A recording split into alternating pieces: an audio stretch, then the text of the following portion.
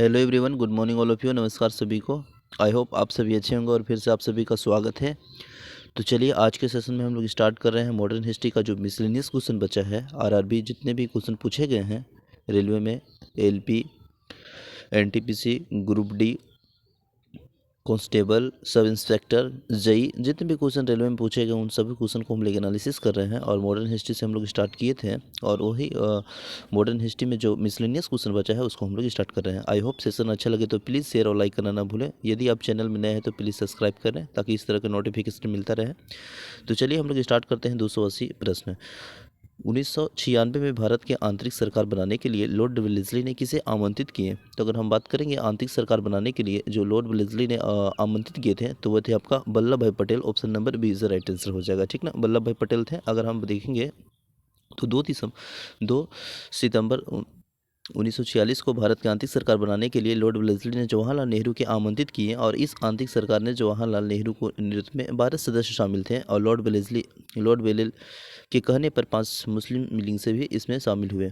तब सदस्यों की जो कुल संख्या है वह हो गए थे 14। कांग्रेस के 3 लोगों को इस्तीफा दिया था। क्वेश्चन नंबर नेक्स्ट है, ब्रिटिश की जो ग्रीष्मकालीन राजधानी थी वो कहाँ पे थी? तो ये पूछा जा रहा है। तो शिमला में था, जो कि ऑप्शन नंबर सी बिल्कुल राइट आंसर है। अगर हम बात करेंगे शिमला जो कि हिमाचल प्रदेश की राजधानी है और 1864 ईस्वी में लॉर्ड वेलेस्ली बेंटिंक ने शिमला को भारत के ब्रिटिश राज्य की ग्रीष्मकालीन राजधानी घोषित किया था। शिमला ठंडी जलवायु, ठीक ना, प्राकृतिक दृश्य और हिमांशित पहाड़ियों, चीड़ और देवदार के जंगलों के शहरी और भूदृश्यों का विख्यात है। नेक्स्ट है क्वेश्चन नंबर, खुदाई और खिदमतार आंदोलन का जो संस्थापक था और उसने 1947 के दृढ़ता से भारत के पाकिस्तान के विभाजन का विरोध किया था, वह आपको है Khan Abdul Ghaffar Khan. Option number C is right answer है। अगर हम बात करेंगे खान अब्दुल गफ्फार खान तो खुदाई में विघ्नतार और आंदोलन के संस्थापक थे और इन्होंने 1947 की दृढ़ता से भारत और पाकिस्तान के विभाजन का विरोध किया था।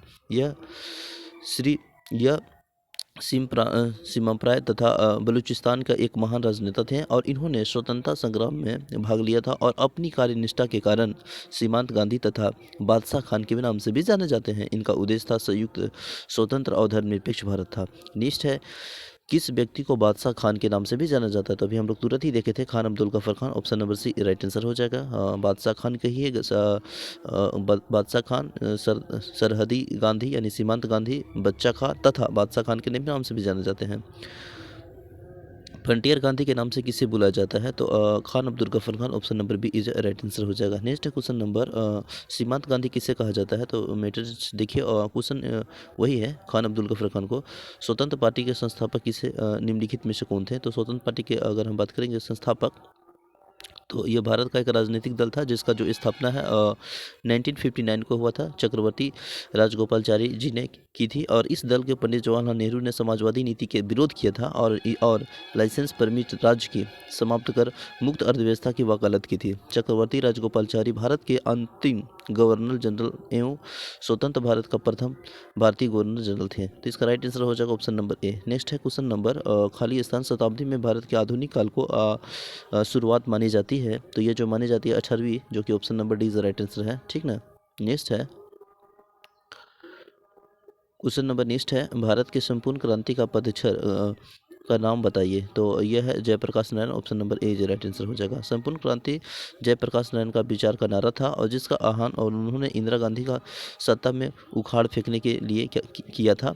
पटना के ऐतिहासिक गांधी मैदान का जयप्रकाश नारायण ने संपूर्ण क्रांति का आह्वान किया था और मैदान में उपस्थित लाखों लोगों ने जात पात, तिलक, दहेज, ठीक ना, भेदभाव छोड़ने का संकल्प लिया था। नेक्स्ट है, ईसाई धर्म में सबसे प्रसिद्ध चर्चा में से एक सेंट पीटर्स वेलेस्ली बेसिलिका का गठन में स्थित है।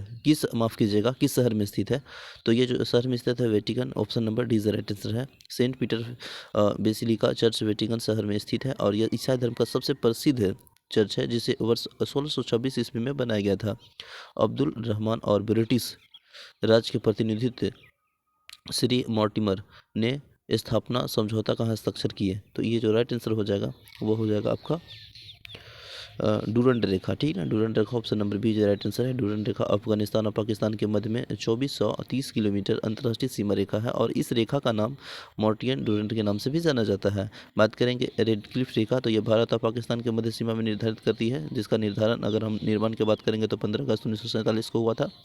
मैकमोहन रेखा जो कि भारत और चीन के सीमा के मध्य में खींची गई है और यह अंतर्राष्ट्रीय रेखा है। इस रेखा कब खींची गई है तो 1914 में। नेक्स्ट है, निम्नलिखित शहरों में से किसे प्राचीन समय के डेसन डेसनगानाडू कहा जाता है, तो यह है आपका Colombo. Option number A is right answer हो जाएगा। नेक्स्ट है, निम्नलिखित में से कौन सा विद्रोह ब्रिटिश शासकों द्वारा लगाए गए प्रतिबंधों के विरुद्ध नहीं था, तो ये जो है आपका नक्सलवादी विद्रोह। Option number D is right answer हो जाएगा। 1866 में ईस्ट इंडिया कंपनी संघ की संस्थापक किसने की थी, तो ये जो किया था Dadabhai Naoroji. Option number A East India संघ की स्थापना ब्रिटेन के दादा भाई नौरोजी 1866 ईस्वी में किया था।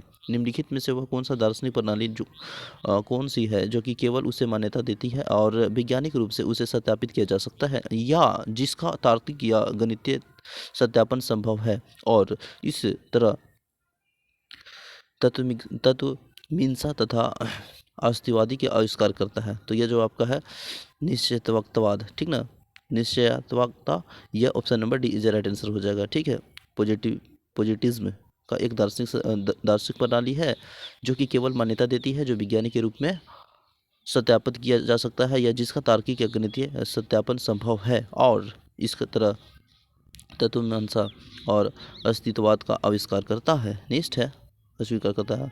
अब देखिए विश्व जो हिस्ट्री है आपका यह क्वेश्चन हम लोग 1 से स्टार्ट करेंगे नेक्स्ट सेशन में, क्योंकि हम लोग मिसलेनियस कर लिए हैं। चलिए ठीक है, तो मिलते हैं नेक्स्ट सेशन में, तब तक के लिए बने रहें। जय हिंद।